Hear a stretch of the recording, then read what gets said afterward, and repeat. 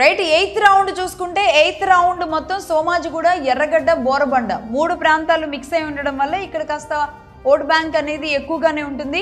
ఇక్కడ Congress 79,591, BRS 57,937, BJP 14,223 ఇక్కడ వచ్చింది. ఇక్కడ బీజేపీకి మళ్ళీ బీజేపీ కాస్త ఇక్కడ నుంచే పుంజుకుంటుంది. ఇటు ముస్లిం ప్రాబల్యం ఎక్కువ ఉన్న ఏరియాస్ కంటే కూడా అటు academic zone and education zone ఉన్న ఏరియాస్కి వచ్చే వరకు కాస్త అక్కడ బీజేపీ పుంజుకుంటున్న పరిస్థితి కనబడుతుంది.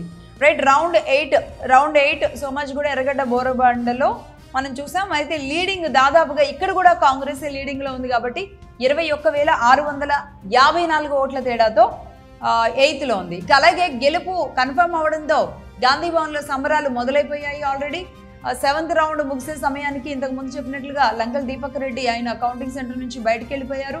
అలాగే రేవంత్ రెడ్డి గారేమో ఆయన నివాసంలో లక్ష్మీ పూజలో నిమగ్నమై ఉన్నారు.